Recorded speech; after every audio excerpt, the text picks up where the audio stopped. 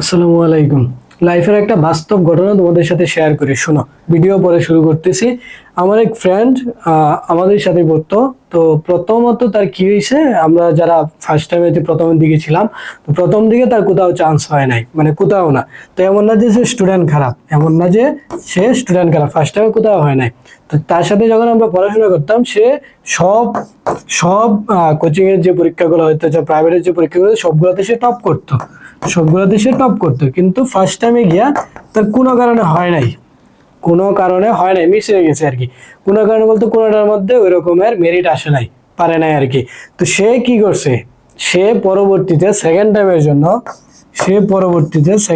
জন্য প্রিপারেশন নিছে। ফার্স্ট টাইমে আমাদের চেয়ে মানে সে খুব ভালো পারতো, বললাম না যে সে সব জায়গায় টপ করতো, অর্থাৎ যে পরীক্ষাগুলো হইতো কোচিং এ সবগুলোতে সে টপ করতো। তো সেকেন্ড টাইম প্রিপারেশনের ক্ষেত্রে ফার্স্ট টাইমে যেহেতু হয় নাই, সে আবার সেকেন্ড টাইম প্রিপারেশন নিছে।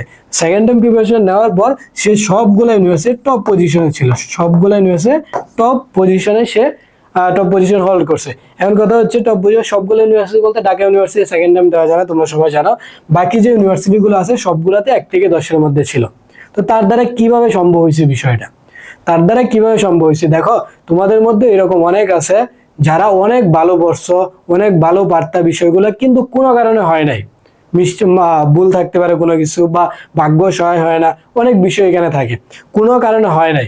তো অনেকে কি করে, হয় নাই দেখে অনেক পড়াশোনা করছো, স্বাভাবিক বিষয় খারাপ লাগতে পারে, তোমরা হতাশ হয়ে পড়ো যে হয় নাই, এত পড়াশোনা করলাম, তবুও হয় না, আমার দ্বারা হবে না, আমার দ্বারা হবে না। তো তুমি এইটা ভাবার তো দরকার নাই যে আমার দ্বারা হবে না, তোমার দ্বারা সবই হবে, তোমার চেষ্টা করে যাইতে হবে। প্রথমবার হয়নি কি হয়েছে, আমি বললাম না যে সে প্রথমবার সবগুলা যে আমরা কোচিং এ পরীক্ষা দিতাম সব জায়গায় সে টপ করতো, কিন্তু কি হয়েছে, প্রথমবার তার হয় নাই, ভাগ্য সহায় ছিল না বা কোনো একটা কারণে হয় নাই। তো সেকেন্ড টাইম দিয়ে সে সব ইউনিভার্সিটিতে টপ করে ফেলছে। 1 থেকে 10-এর মধ্যে ছিল, 1 থেকে 10-এর মধ্যে ছিল, তার দ্বারা সম্ভব হয়েছে। কিভাবে সম্ভব হয়েছে? সে যখন হয় নাই, এত পড়ার পর তার ফার্স্ট টাইমে হয় নাই, সেকেন্ড টাইমে সে আরো বেশি ভালো করে পড়ছে, দেখবো এখানে কি আছে, দেখবো এখানে কি আছে, হয় নাই কেন আমি দেখবো। পরবর্তীতে সে সবগুলো ইউনিভার্সিটিতে টপ 1 থেকে 10-এর মধ্যে সে ছিল। কিভাবে সম্ভব হয়েছে? তার ইচ্ছা শক্তির দ্বারা হয়েছে। সে পড়াশোনা করছে, সে হতাশ হয়ে যায় নাই, সে হতাশ হয়ে যায় নাই, সে আরো একটা বড় কামব্যাক দিছে। তো অনেকে কি করে, প্রথমবার এক্সাম ভালো হয় না, চান্স হয় না কোথাও, পরবর্তীতে কি করে, তোমার হতাশ হয়ে পড়াশোনা ছেড়ে দেয়, বা পড়াশোনা করলে ওই রকম মনোযোগ থাকে না। সেক্ষেত্রে কি হইতেছে, তার যে একটা ক্যাপাবিলিটি ছিল, এই ক্যাপাবিলিটিটা সে প্রকাশ করতে পারতেছে না। তোমার সক্ষমতা আছে ভাই, প্রত্যেকটা মানুষের সক্ষমতা আছে, প্রত্যেকটা মানুষের সক্ষমতা আছে। তুমি কেন হতাশ হয়ে যাবা, কেন হাল ছেড়ে দিবা? এটা দ্বারা তো এটা তো আসলে তোমার কি বলে, আচরণ হওয়া উচিত না। তোমার আচরণ হওয়া উচিত মানুষের মতো, তুমি চেষ্টা করে যাবা। একবার হয় না তার মানে হতাশ হয়ে আমি বসে থাকবো, এটা কোন ধরনের কথা? জীবনে তুমি যত হতাশ হবা তত বেশি তোমার লস হবে। তো একজন যদি তোমার ফার্স্ট টাইমে না হয়ে সেকেন্ড টাইমে আরো দ্বিগুণ সে উৎসাহে বলো বা সুখে বলো, তার কষ্টে আবার বলে কি, যে আমি দেখবো এখানে কি আছে, আমি দেখবো এখানে কি আছে। সে পরে দিয়ে সেকেন্ড টাইমে টপ করছে প্রত্যেকটা ইউনিভার্সিটিতে, যেগুলোতে সেকেন্ড টাইম দেওয়া যায় সবগুলো ইউনিভার্সিটি। তো এটা তো আমার বাস্তব প্রমাণ, আমি দেখে আসছি। তো তোমরা এই বিষয়টা দেখতে পারো, যারা অনেকে সেকেন্ড টাইম, ফার্স্ট টাইম হয় নাই, সেকেন্ড টাইম দিবা, সেক্ষেত্রে তোমাদের কাজ হচ্ছে হতাশ না হয়ে সুন্দর করে গুছানো প্রিপারেশন নেওয়া, আর নিজের মধ্যে একটা রিয়েলাইজ করা যে হয় নাই কেন, দেখবো এখানে কি আছে, মানে আমি দেখেই ছাড়বো কি আছে ইউনিভার্সিটিতে। ওই রকম একটা মনোবল নিজের মধ্যে ক্রিয়েট করো, দৃঢ় প্রতিজ্ঞ হও, কনসিস্টেন্সি মেনটেন করো, মেনটেন করে পড়াশোনা করো। তোমার দ্বারা সবই সম্ভব, তোমার দ্বারা সবই সম্ভব, তুমি পারবা, তোমার দ্বারা সবই সম্ভব, তুমি পারবা, তুমি কামব্যাক দাও। অনেকে অনেক কথা বলছে ফার্স্ট টাইম হয় নাই বলে, তার জন্য কি আমি থেমে থাকবো? অবশ্যই না। আমার সুযোগ আছে, আমি সুযোগের ব্যবহার করব, আমি কামব্যাক দিব, দেখবো এখানে কি আছে। তোমার টার্গেট হওয়া উচিত এটা। অনেক অনেক কথা বলছে, সো হার্ট কি হয়েছে, আমার তো কিছু হয় নাই, ওকে আমি ফার্স্ট টাইম পারি না, অনেকে আমার কথা শুনলে আমি জবাব দিয়ে দিব মুখের উপর। আমার সুযোগ আছে, আমি সুযোগে ব্যবহার করবো, আমি সেকেন্ড টাইম প্রিপারেশন নিবো, আমি কামব্যাক দিব। তো মানুষ দেখুক না এখন, তো দেখবে তো বিষয়টা। এই হচ্ছে মূলত বিষয়। তোমরা যারা এই বিষয়গুলো নিয়ে হতাশ হয়ে পড়ো যে হয় নাই কোথাও, আমার দ্বারা কিছু হবে না, ভাই তোমার দ্বারাই হবে।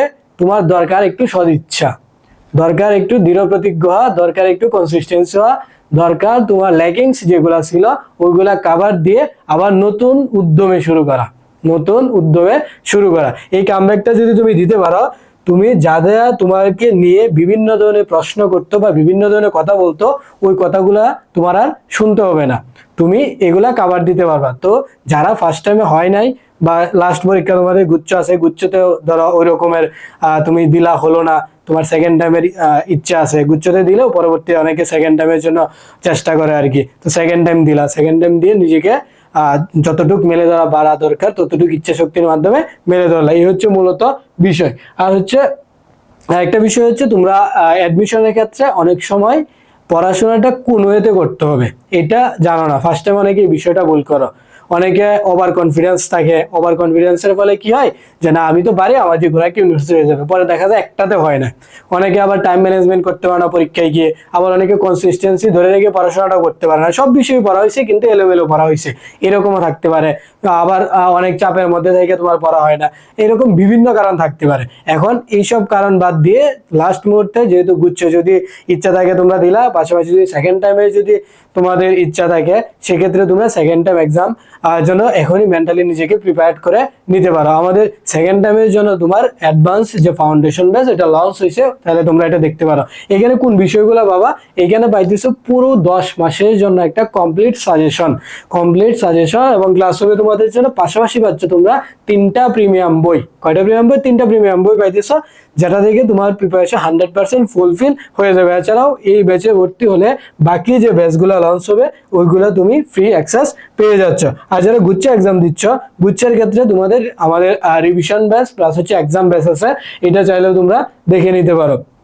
রিভিশন ব্যাচ প্লাস হচ্ছে এক্সাম ব্যাচ। রিভিশন ব্যাচে যদি ভর্তি না হতে চাও, আমাদের এক্সাম ব্যাচ আছে শুধু এক্সাম দেওয়ার জন্য, ওইখানে তোমরা চাইলে ভর্তি হয়ে নিতে পারো। আর অ্যাডমিশন রিলেটেড যদি কোনো প্রশ্ন থাকে, উইলার্ন অ্যাডমিশন কেয়ারের পেজে তোমরা নক দিতে পারো, অথবা ভর্তি সংক্রান্ত কোনো যদি প্রশ্ন থাকে সেক্ষেত্রে তোমরা উইলার্নের যে টেলিগ্রাম নাম্বার ওইখানে SMS দিয়ে বিস্তারিত জেনে নিতে পারো।